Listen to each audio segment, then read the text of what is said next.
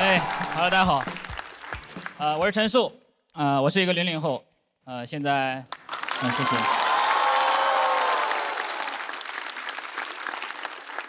没见过吧？现在毕业2年了，但感觉压力还是很大，而且我会把压力会量化的非常的具体。你比如说一个房子3000块1个月，那对我来说就是1天100。我一旦这样想，每天就会过得很焦虑。每天中午起来一看表啊，50块了，一焦虑晚上就睡不着，一睡不着你就更焦虑。我就眼睁睁看着时间就这么1分1毛的过去。别人失眠都是1只羊2只羊，我1毛1，1毛2。别人数的是羊，我数的是羊少1横。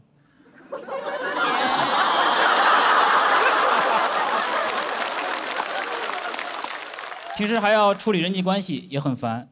我不爱回微信，经常不回。你们的微信都是WeChat，我的是 YouChat。回微信很累啊，总是要字斟句酌，生怕回得不恰当。我甚至连回复 OK 的时候，都会特意的改成小写，这样显得比较圆滑、俏皮。但是你不回呢，又要找理由解释，就很消耗。所以我每次就很喜欢坐飞机的时候，你可以心安理得的不回，对吧？你那种打开飞行模式，什么消息也收不到，那种感觉，哇，上天了。莱特兄弟为什么发明飞机？就是嫌地上的人话太多。你也不知道为什么必须要找一个正当理由。我现在就想回就回，不想回就不回。我现在随心飞，就是受不了很多的压力和规矩。就想怎么才能逃离一段时间，就有没有一种办法，它既远离人烟，又不会饿死。出家，生活清静，对吧？社交也简单。和尚没有什么勾心斗角，没有什么精神内耗，更没有什么亲密关系。别人跟我说话，我可以不回复，他不会觉得我不礼貌，他只会觉得天机不可泄露，而且也很容易受到世人的尊敬。即使我什么也不会，还是会有人叫我一声小师傅。而且庙里的生活它更健康，近几年流行的健康的生活方式在里面都能享受到。你像斋饭、减脂、敲钟、有氧、打坐、正念冥想，但再也不用担心失眠，每天都有人在你旁边念经 ASMR。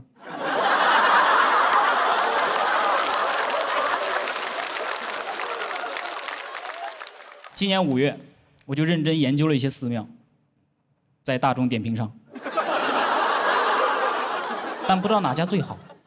大众也不是什么都评，我就希望他能推出一个榜单，推荐一些本地剃度修行必须要去的地方，就叫必秃榜。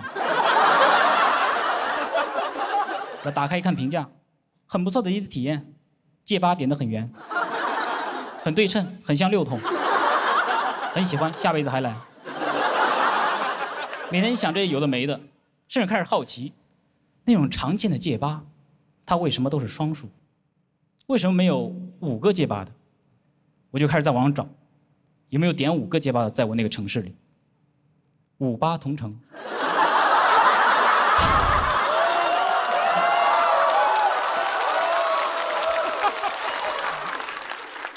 这就是现在精神状态。但其实后来发现，戒疤不都是双数啊？它有1、2、3、6、9 5种。我就想，为什么不是从1到9都有呢？是怕方丈拿徒弟打麻将吗？1个和尚挑水吃，2个和尚抬水吃，3个和尚吃。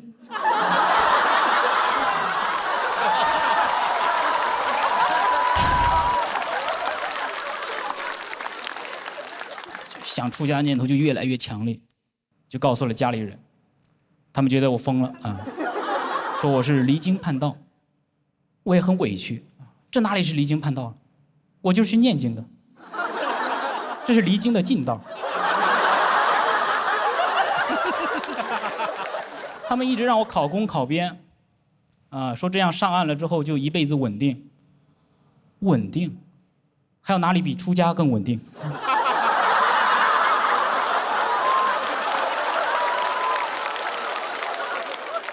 而且他们讲究轮回，我不光这辈子稳定，我来生都稳定。什么上岸不上岸的，回头就是岸。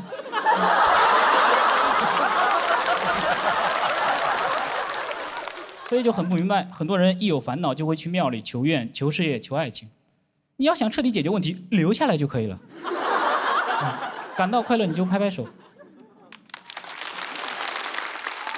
不是这个意思，不是山东的意思。感到快乐你就拍拍手，怎么才能？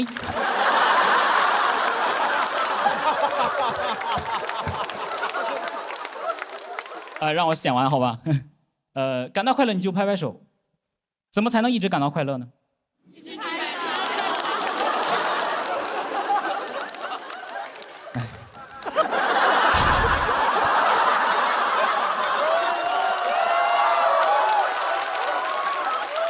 双手合十，我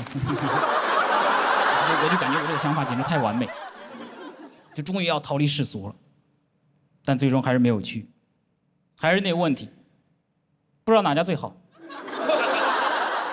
我怕选错了寺庙，那耽误的可就不止一辈子。好，谢谢安利，谢谢大家。好，我们谢谢陈述的精彩表演，喜欢他的观众朋友们不要忘记为他投票。3、2、1，请锁票。康永哥，看这次给票给的挺早的，是吧？是我特别喜欢这种很偏执的稿子，就是他一开始就走到很歪的地方去了，然后就一路歪到底，然后怎么拉都拉不回来。这种稿子很有种。谢谢老师，谢谢老师。像他这种逃避问题，这种各位老师有遇到这样的情况吗？我没觉得逃避问题，这不积极解决问题呢？对呀，没有觉得。我很务实的，另辟蹊径，人家。他好像变了一个人了，对比上场好太多了，是这组竞争压力比较大，所以就是重压之下，可能比较松弛这样。可能是这种出家的这种话题特别适合你，就你讲这种事儿，你就淡淡的，你这个状态就特别适合讲这方面的事儿，对吧？你真的有上网去搜寻？有的，都是景点的评价，他没有人会推荐说，哎，推荐这里还是这里。你真的去修行吗？没有去修行，对，但是感觉就是看完那些视频之后，就确实内心会安宁一点，就是感觉好像有个退路。因为我真的是曾经去做过你段子里面讲的事。你出家过？对，我有戒疤的，有三个，对。你早上4点钟，当就开始。到晚上10点钟才能睡觉，好家伙，这比上班累啊！这是很忙的。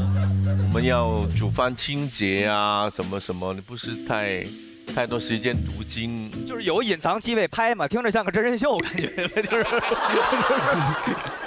郭老师一般都是拍灯拍得很晚，这次为什么在双手合十的时候忍不住？你听出来他在解释这个包袱吗？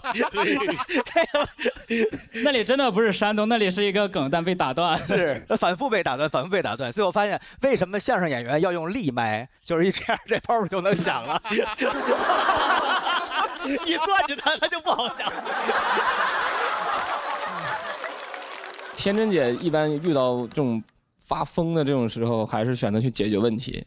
我觉得发疯其实是一个好的精神状态，就是人有的时候如果被压抑了情绪，就是应该发疯一下。其实你是把这个问题解决了，你把情绪疏导出来了就好了。就是我鼓励大家时不时发疯一下。康永哥，有人跟你发疯吗？比如在崩溃的时候发那种特别多语音什么的。我现在已经机灵到我收到讯息的时候，前面3个字只要是我最近，我就不看了。我管他最近发生什么事，我就是不想理这件事情。您回一个对了，那个对了。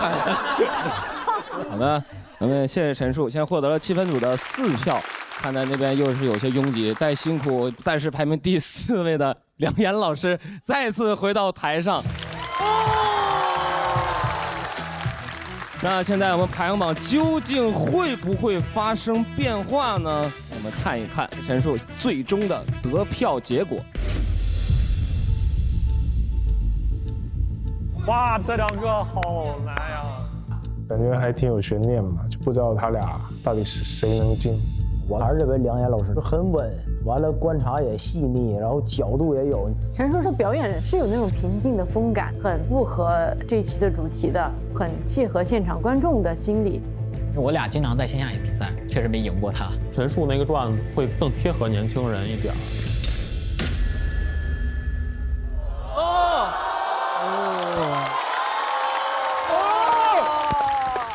梁岩淘汰了，爆冷！恭喜陈述177票，成功晋级，请前往晋级区。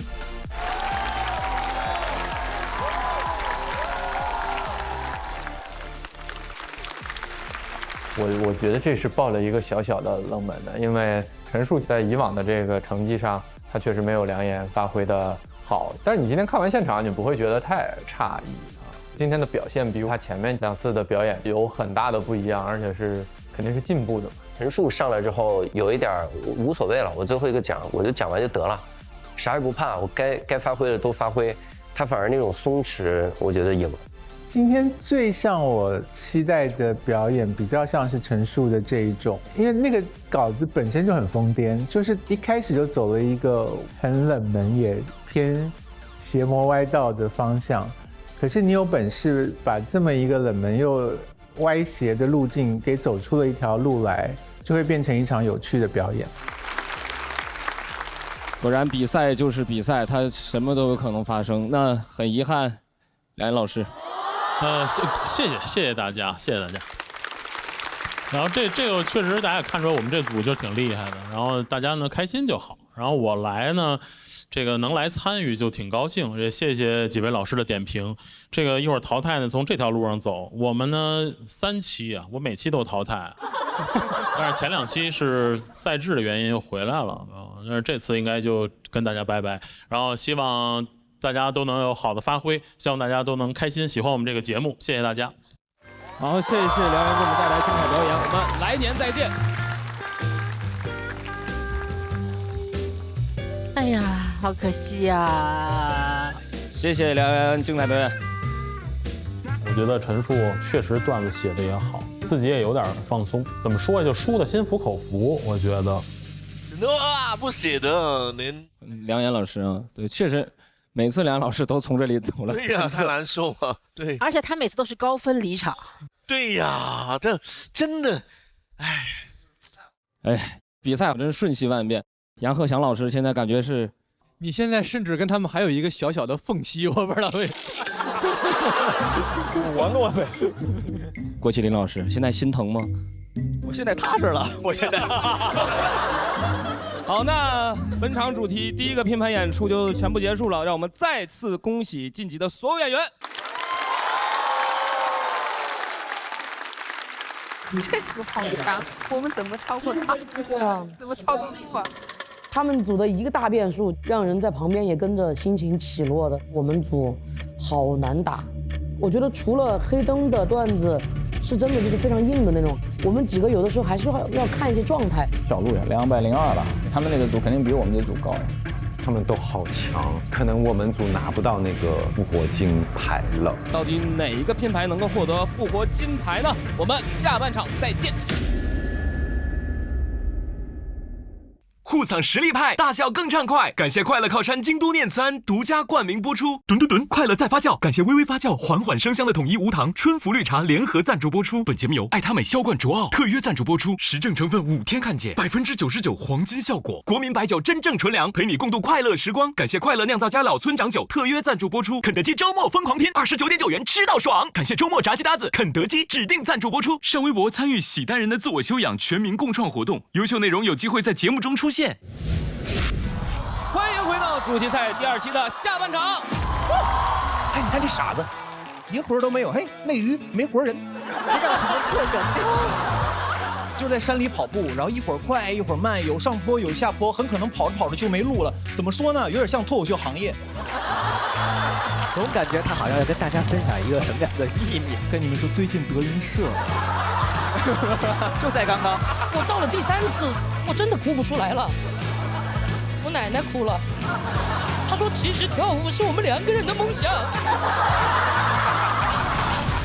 我班老板招人，有一次一个人面试没有通过，我问他原因，他说哦这个人都挺好的。就是没有什么感觉。感觉不是可以培养的吗？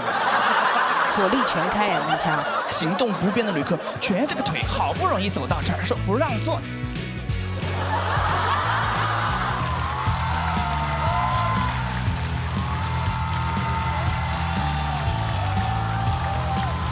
哇，好帅哦！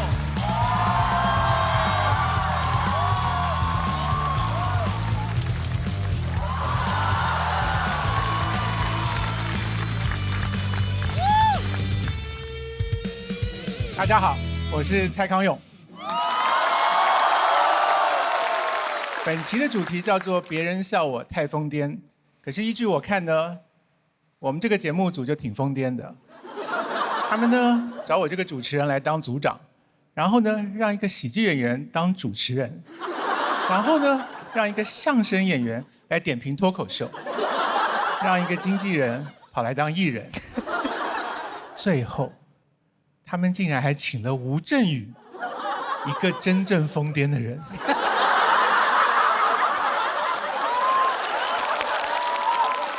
等一下，他们还让我坐在吴镇宇的旁边。我今天需要的不是说话之道，我需要的是求生之道。我以前主持过一个节目，叫做《康熙来了》。康跟熙呢，就是从我的名字跟我的搭档徐熙娣的名字各取了一个字，拼起来就变成了康熙。康熙来了做了12年之后呢，我们把它给停掉了。当时很多人就哀嚎说：“哎呀，康熙是我们下饭的节目啊，你们把康熙停掉了，我们以后拿什么下饭呢？拿什么下饭？拿榨菜。”其实当然我理解，疯癫其实就是压力太大。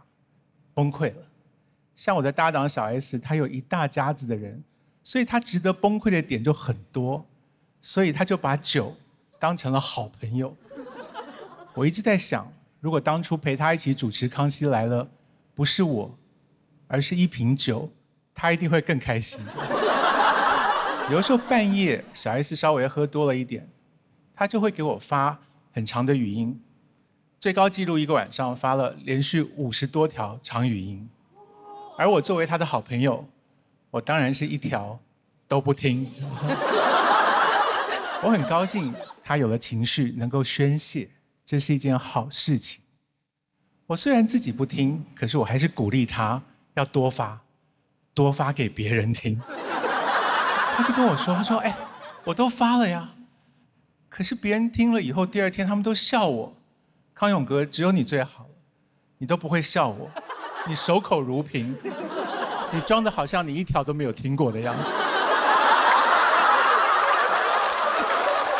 所以呢，我就在想说，这几年啊，我们大家精神状态其实都不是很稳定。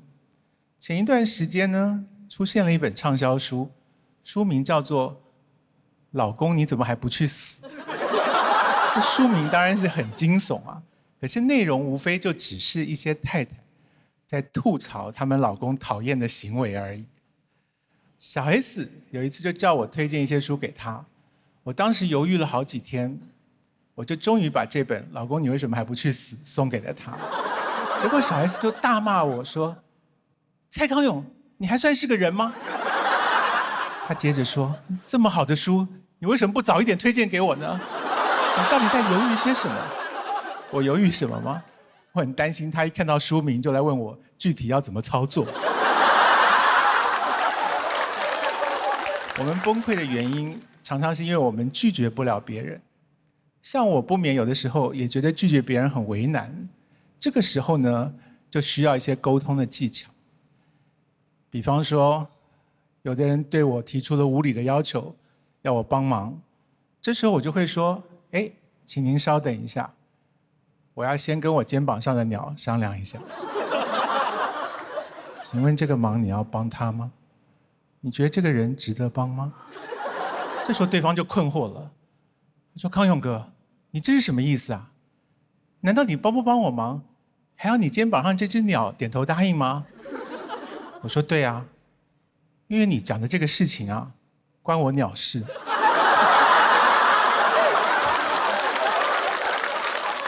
世界上世界上还有不少人是可以把我们逼到崩溃、快要发疯，可是我们又不能够拒绝他们。比方说我们的老板，我在书里面提过一个办法给大家参考，也许可以帮助我们比较不要痛恨这些可怕的人。这个方法呢，叫做为对方办葬礼。然后你就想象，对方已经不在这个世界上。那位，你稍微克制一下你的笑容好吗？好，既然他已经不在这个世界上了，当然就会有个葬礼嘛，对吧？然后呢，我们受邀到这个葬礼上，去为这个人讲一段话。当你在想着你到底要讲什么的时候，你忽然就会发现，对方没有那么可恨了。你想着，想着，你不仅不再恨他，你甚至还想起了他的好。你甚至还很想要给他鞠躬，3鞠躬，您走好。我觉得有压力就应该要发泄出来，疯癫总是比隐忍要好，所以有疯就要发。你要跟谁发疯呢？你多跟你身边的好朋友发疯，不然朋友是拿来干什么的？作为你的好朋友，他一定会守口如瓶。他一定不会把你的事拿到节目上面去乱讲的。好，谢谢大家，我是蔡康永。谢谢康永哥的精彩表演，有请康永哥入座。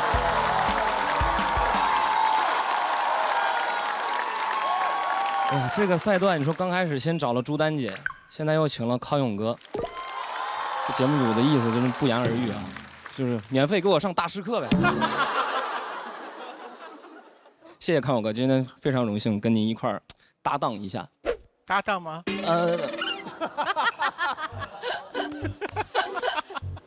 我在这边，离您远一点。搭档的话，我宁愿跟一瓶酒啊。行，我好好努力，今天胜似一瓶酒。加油加油！以后您也可以叫我小 L。之前我还做了一些功课啊，这期为了我们做一些升级，也向那个综艺天花板康熙学习了一下，弄了一些特别热闹的这些 keyboard 音效，比如说对吧？哎，放错了啊！你还有什么别的更有用的能力吗？好，刚才呢，康永哥也给我们介绍，这期主题是别人笑我太疯癫。那康永哥的主持风格大家都非常的清楚啊，又犀利又温婉。那能不能向我们展示一下，怎么能够平静的逼疯我们这3位云淡风轻的气氛组组长？我可以问他们问题是吧？对，您可以提问。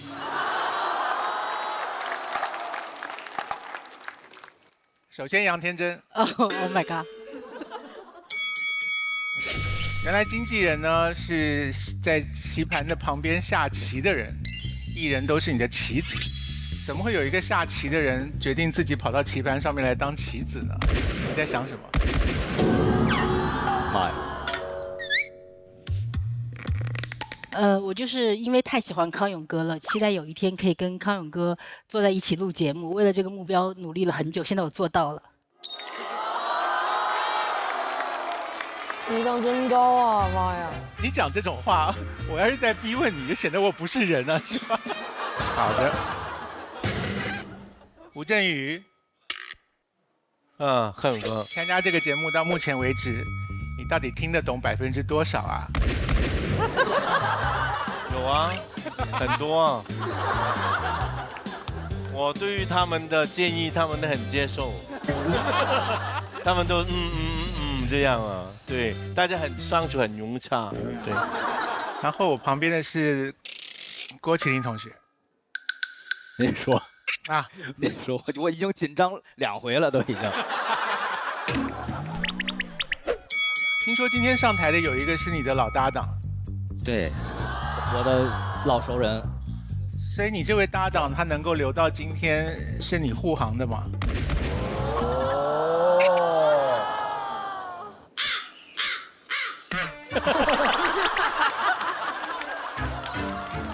哎，刚才那俩你怎么没给他起这音效呢？具体得看他今天表现怎么样，看我还护得住护不住。你如果不护航他，你对得起他吗？我已经很对不起他了。好，所以无论如何就是等一下凭本事，对不对？对，当然了，他凭他的本事，我凭我的本事。他们都已经表达了自己的底线了，所以我认为等一下我们就可以借此评断他们是不是有做到。好的，好的，今天就靠康永哥帮我们来鉴定这个标准了啊。那既然已经封够了，接下来我宣布一下比赛的规则。今天是主题赛的第2场比赛，会分成上下半场拼盘演出。每场拼盘有6位演员，他们将依次上场表演。拼盘内排名前4的演员晋级，后2位演员将遗憾止步。本场演出中有持有复活金牌的演员，若未能晋级，可以当场交回复活金牌，进入下一个赛段的比赛当中。现场200位观众，他们将在比赛过程中为喜爱的演员投票，同时4位气氛组组长表演过程中可以打气1次加1票。2场拼盘总分最高的拼盘将会获得一块新的复活金牌，同时拼盘内分数排名第1的演员将拿到这块复活金牌。如果该演员已经有复活金牌，则按排名向后顺延。第1场拼盘的6位演员已经在备战区等待了。都非常的实力强劲，分别是贡献穿着婚纱吐槽婚礼名场面的小鹿，德云社太子妃阎鹤祥，我们的大少爷刘波新仔，仍在北漂的实力新人陈数，人狠段子更狠的翟佳宁，来自基层的中年奶爸梁岩。好，我们下半场拼盘的演员们就在这个2楼，分别是阳光开朗的快乐斑点狗小北，单口喜剧界最好的法医王耀凡，美丽自信吃饭自由的七七，大甜甜王悦，特别有腔调的门腔，发型爆炸实力爆表的黑灯。我们两边能不能放一下狠话呀？你们先给他们放一个。好。1、2、3，王建国。好。你是你们组最棒的。明明是夸我，都听那种骂骂咧咧的感觉。我们的太厉害了，我们得吓死他们。那个山上的朋友们有什么要回应的？比赛，别拉太帅，实在不行回去恋爱。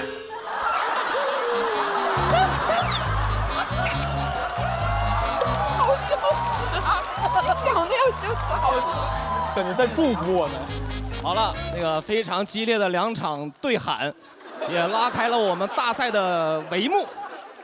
演出的开场大家知道非常重要，第1位演员都很紧张，所以呢，我们的老友都非常的暖心，为大家暖场。那我们第1位暖场老友是谁呢？掌声有请庞博。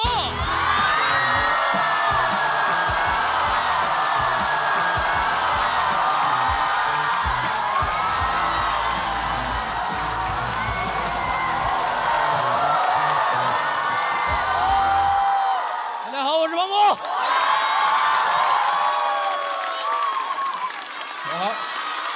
好，谢谢啊，谢谢。别人笑我太疯癫，我不太理解为什么要我讲这个话题，是吧？我几乎是全行业最温顺的演员了吧？是吧？我更不理解的是，为什么付航不在这个话题？付航，你不讲疯癫，你疯了吗？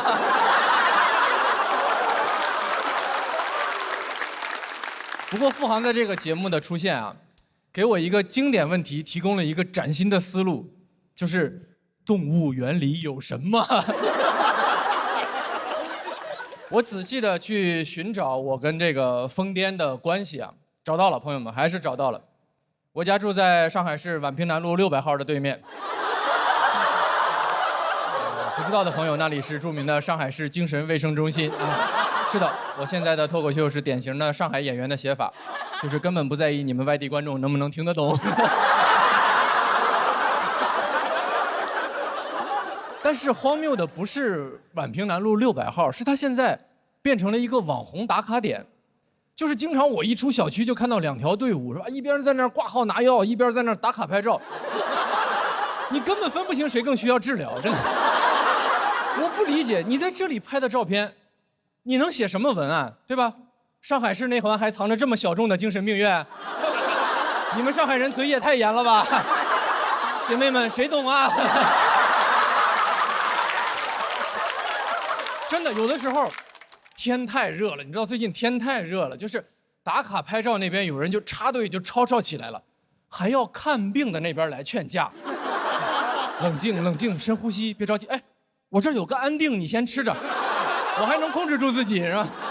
我不理解，是吧？我不理解，拍照这种事儿有什么好着急的，对吧？特朗普也是到了78岁才拍到自己人生照片的。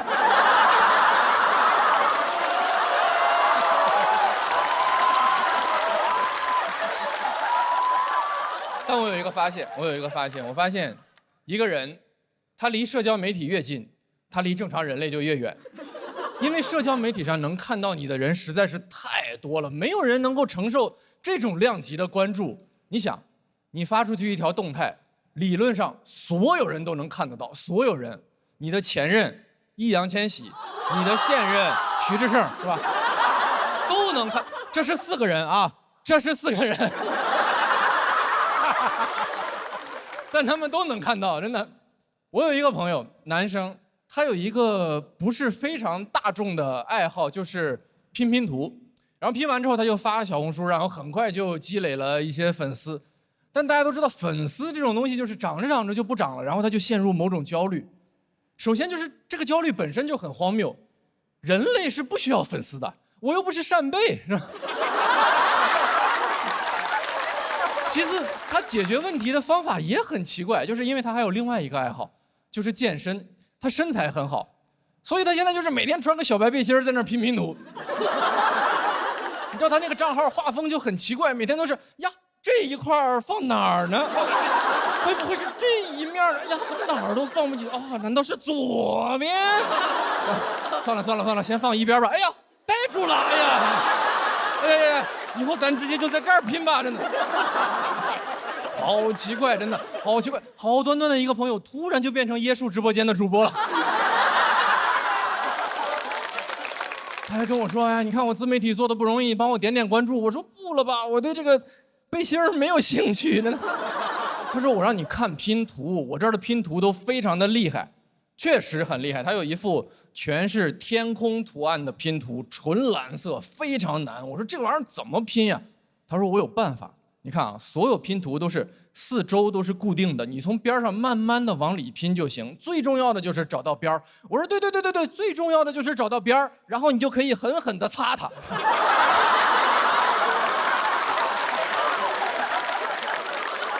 这件事儿我去查了，这件事儿在科学上有一个解释，叫观察者效应，就是同样的一件事情，有人看着跟没有人看着，结果可能完全不一样。这个道理其实我们在生活中也都知道，小学老师就跟我说过，是吧？说上课呢，你在底下说什么呢？你说什么呢？你站起来，你当着全班同学面说。原本滔滔不绝的我，瞬间哑口无言。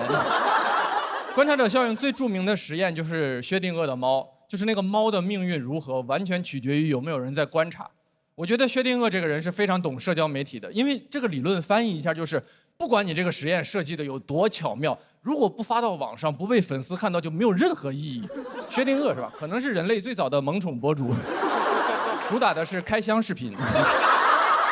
但是我认为，就算薛定谔生在当下，他也做不好一个小红书博主。首先，个人简介怎么写是吧？啊，量子物理一个竖线，瑞士瘤子是吧？INFP 是吧？其次，我觉得他更不可能好好的推广科学，因为我们没有人是真的想看量子物理，我们其实只是喜欢3分钟看懂量子物理。薛定谔最后也只能怎样？他也只能发广告，发爱因斯坦的八卦，直播的时候讲爱因斯坦的八卦，而且在最关键的时刻开始带货。总之，大数据让他干啥他就得干啥，粉丝让他干啥他就得干啥，社交媒体让你干啥你就得干啥。别人一看你这也不是薛定谔的猫呀，你就是巴甫洛夫的狗。谢谢大家。我们的精彩表演，有请回到我的身边，来到解说台。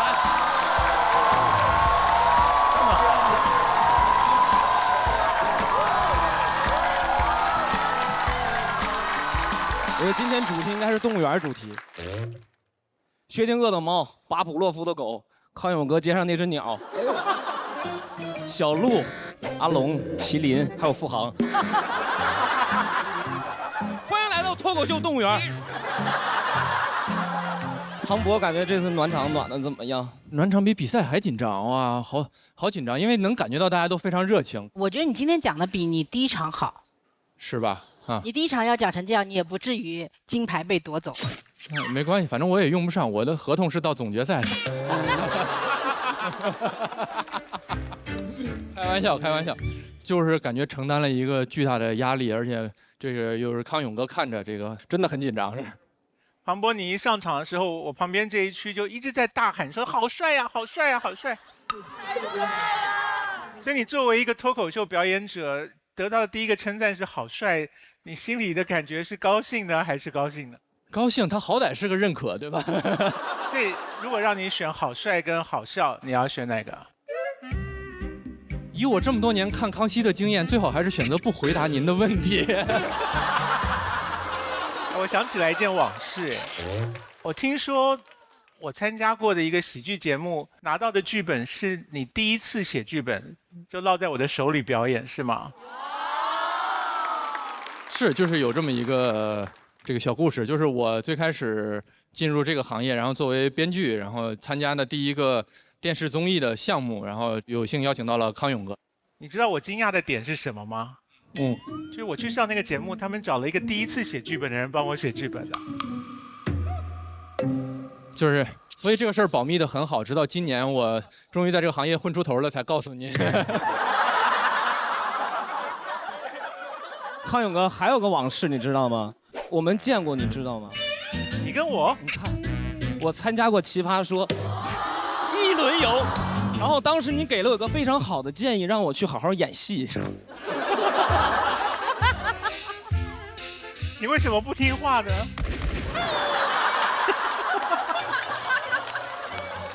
好了，不能跟康永哥再回答了。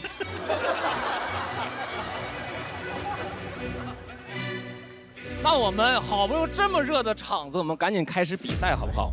那我们第一位要上场演员了啊，他外表不服不忿，自称百依百顺，让我们用热烈的掌声有请翟佳宁。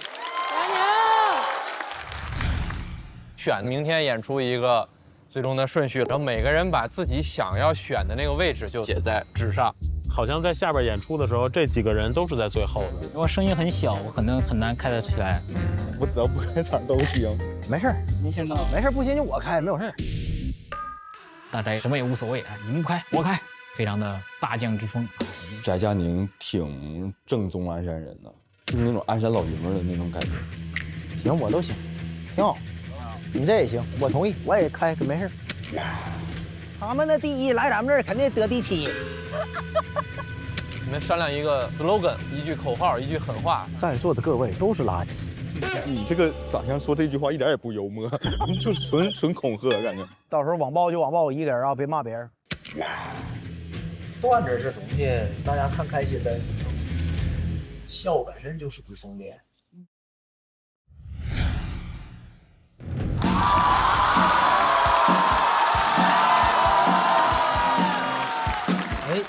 大家好，我叫翟佳宁，大家好。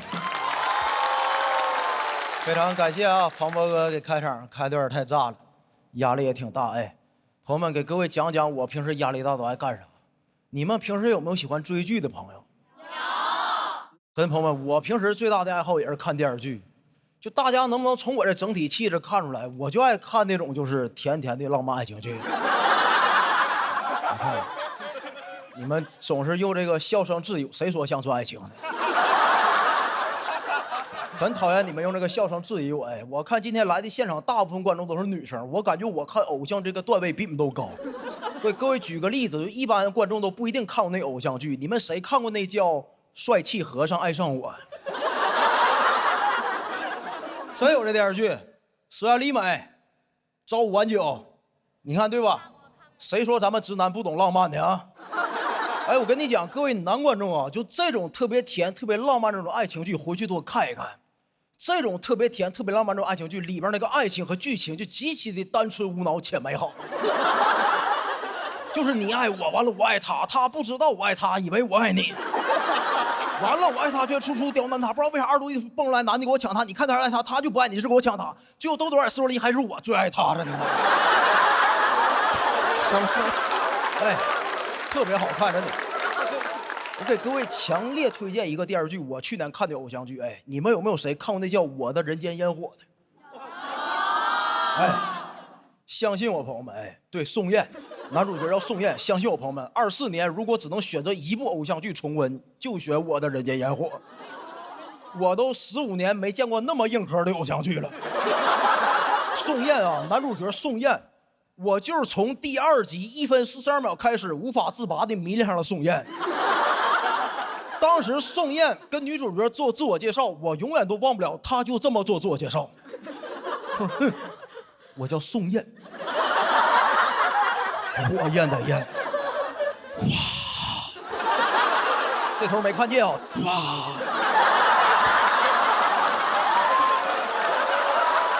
兄弟朋友们，就当时就这一个哇，瞬间把我心就点燃了，我立马充值了5年的平台会员了呢。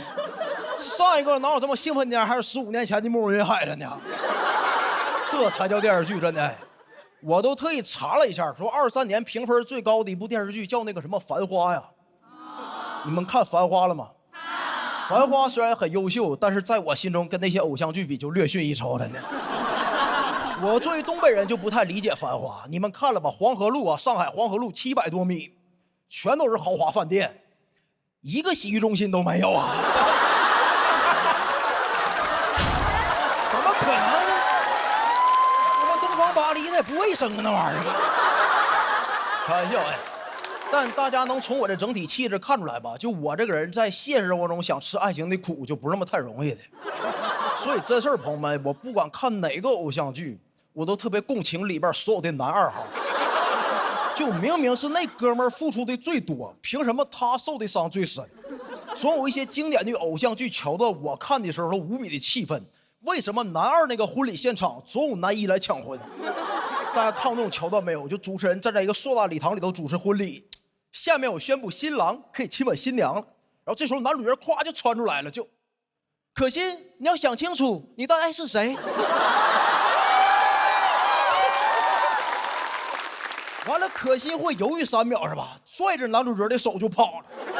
现场高朋满座，好几百人。一个拦着的都没有，真的，就每次我看这种桥段，朋友们，我脑子里在问自己一个问题，就这男2哥们儿，咱办婚礼之前是没领结婚证吗？我是不是应该先领证再办婚礼？那你男1这行为，我告你重婚罪，咱不过分吧？你别光盯着脱口秀，那偶像剧也不是法外之地呀，这玩意儿。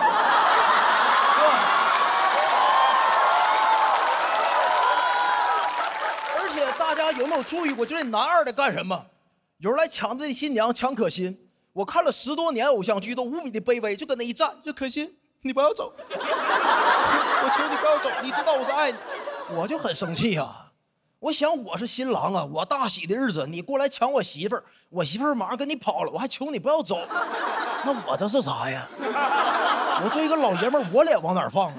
所以朋友们，接下来啊，请允许我给大家就来小段无实物表演。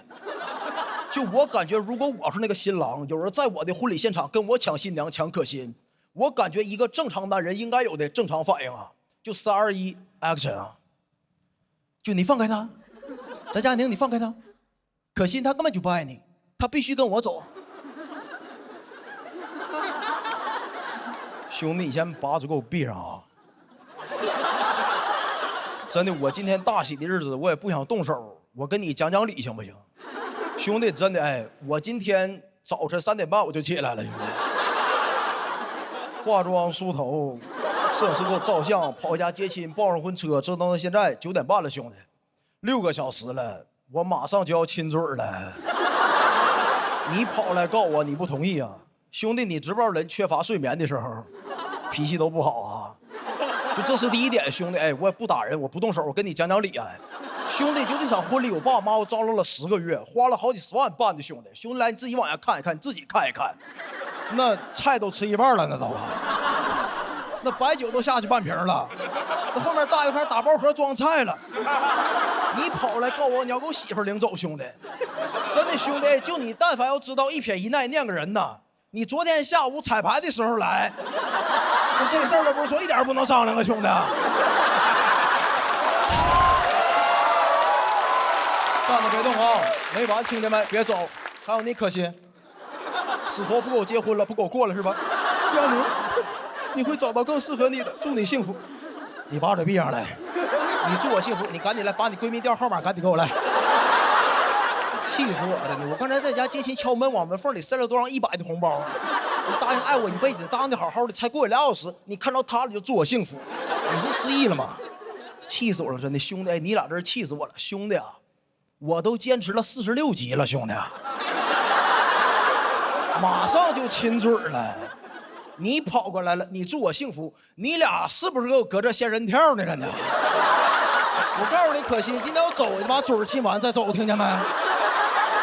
气死我了，真的。但是最后我嘱咐你一句啊，你想走可以，把份子钱全给我留下啊！我也不干别的，我去黄河路开个洗浴中心啊！谢谢各位，谢谢。喜欢他的观众朋友们，不要忘记给他投票。投票倒计时最后3秒钟，3、2、1，请锁票。你是不是很想演偶像剧啊？哎，我还行，但我看的真特别多。偶像剧嘛，那电视剧大家都有共鸣，海内外的都看过。这叫我可能不会爱你，什么事都找他倾诉，就是不在一起。当时看的时候特别投入，真的。我印象中啊，14岁，全世界最好看的女就这样，就长这样。高圆圆老师演那个叫《咱们结婚吧》，我不知道你看没看过《玫瑰的故事》，刘亦菲老师，我我很喜欢。放羊的星星你看过没有？天国的嫁衣，我涉猎的巨广。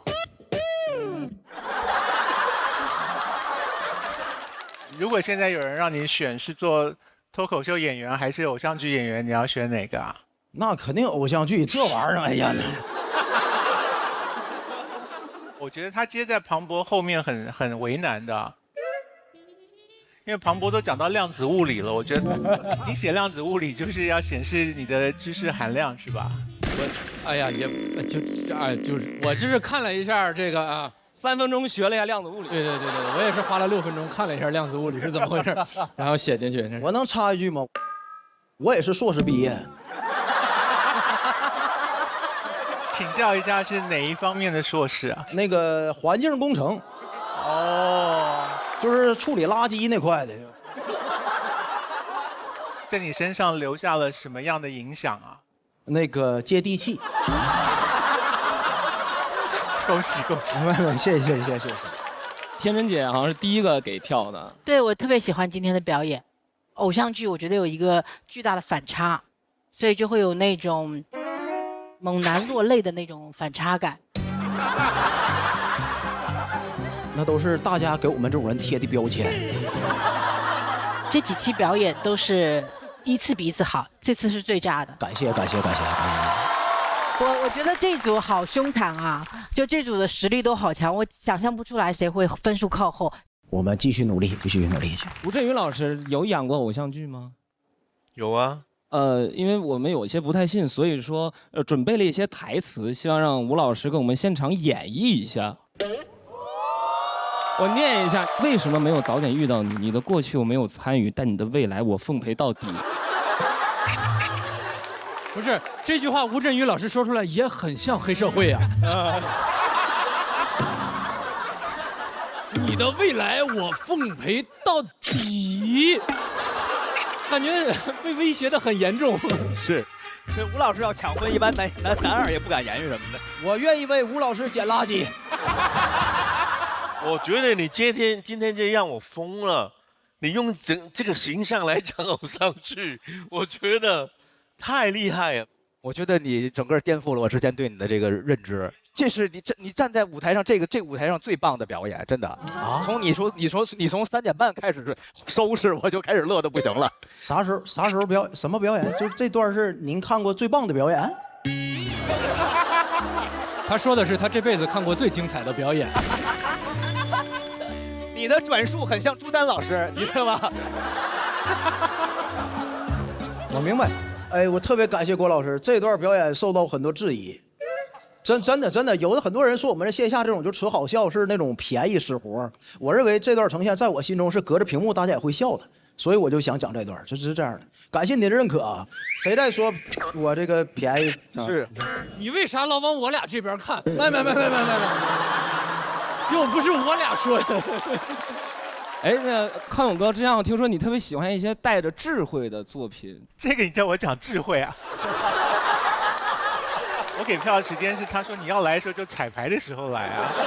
那个，因为我真的觉得现在人的婚礼很荒谬啊，就是整个比做一个节目还要累，所以我认为他很投入那些人角色的内心。啊，感谢，头一回有人说我细心，真的，你看没？谢谢。好，那我们也谢谢翟佳宁，现在获得了气氛组的4票，我们看一看他的最终得票数，请看大屏幕。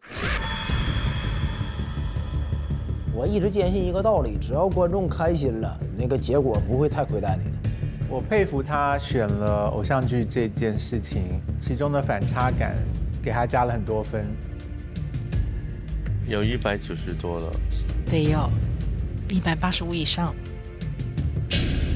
哎呀，恭喜翟佳宁获得189票，189啊，190哇！看一下他目前的排名情况。哎呦，第1名目前。有请翟佳宁先前往晋级区，恭喜啊！这个开场很热络啊。是，然后接下来的演员应该压力就比较大，有点大了。那接下来是谁呢？他是上一次被天真姐评价为窝囊废赛道也占了一席之